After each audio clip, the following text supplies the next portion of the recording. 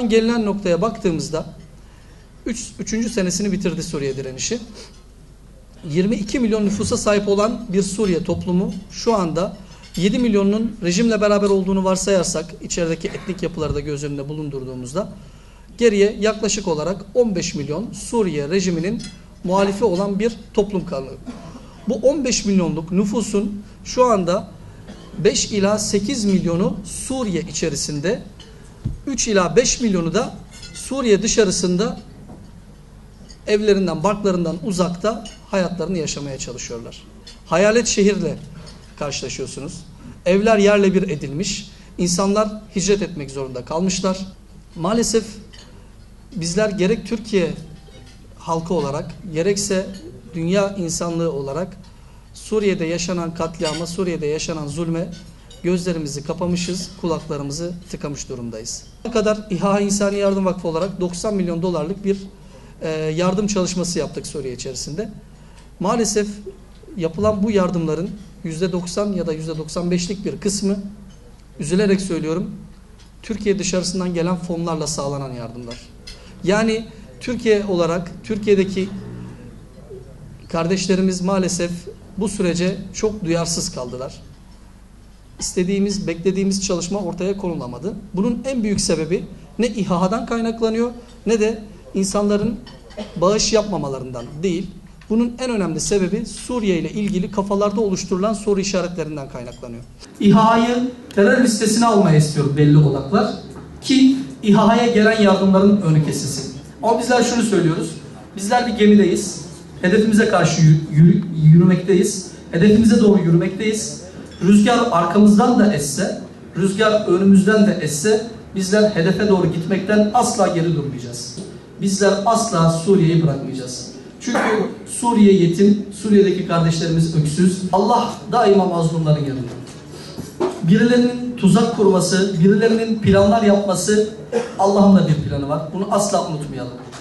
Yalanlarla, iftiralarla, aslı astarı olmayan, hakikati olmayan iftiralarla insanların zihin dünyası yanlış yönlendirilmeye çalışıldı. Tır operasyonu tutmadı çünkü o tırın bizle hiçbir alakası yoktu. Hatırlarsanız bunu ilk yayan medya organları şu anda gündemde çok sık konuşulan, devlet içerisindeki paralel yapılanma olarak bilinen grubun yayın organları. Son yapılan operasyon bakıldığında 6'yı 20 geçe Kilis'teki arkadaşlarım beni aradılar. Dediler ki şu anda polisler ofise baskın yaptılar. Arama izni göstermiyorlar. Hiçbir bilgi vermiyorlar. Bizleri dışarı çıkarttılar. İçeride arama yapıyorlar. Bakıldığında öncelikli olarak mahkeme kararı olmadan hiçbir STK aranamaz. Mahkeme kararı olmadan. Yani savcının izin vermesi yeterli değil. STK'nın aranabilmesi için mahkeme kararı olmadan hiçbir STK aranamaz.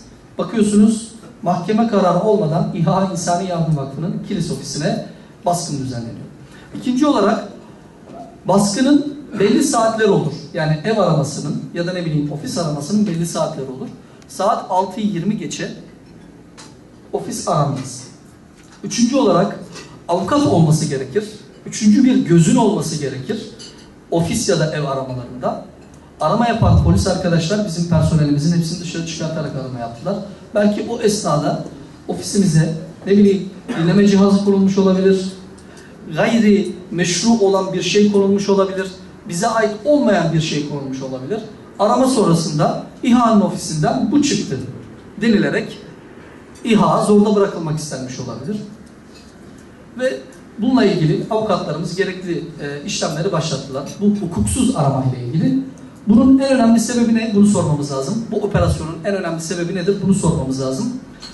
Kilis İHA İnsani Yardım Vakfı'nın ofisinde görevli olan İbrahim isminde bir arkadaşımızla ilgili bir arama kararı var. Van'da yürütülen El-Kaide operasyonuyla ilişkilendirilmiş. Neden ilişkilendirilmiş? Çünkü sebepler arıyorlar İHA İnsani Yardım Vakfı'nın terör dosyasıyla ilişkilendirmek için. Sebepler bulamıyorlar. Böyle sudan bahanelerle İHA İnsani Yardım Vakfı'nın sanki terör örgütleriyle çalışıyormuş gibi İHA İnsani Yardım Vakfı'nın personelleri arasında terör örgütlerine üye insanlar varmış gibi, teröristlere yardım ediyormuş gibi bir algı oluşturarak çamur at izi kalsın, psikolojisiyle yapılan bir operasyon. Vali Bey'i aradım. Suriye çalışmalarından sorumlu Vali Bey, Veysel Dalmaz Bey'i aradım. Dedim ki Sayın Valim, şu anda Kilis'te 15 kadar polis ofisimizi basmış durumda ve gayri meşru şekilde arama yapıyor. Vali Bey dedi ben döneyim sana hemen. Bir 10-15 dakika sonra Vali Bey beni aradığında Kilis Emniyet Müdürü'nün böyle bir baskından haberi olmadığını söyledi.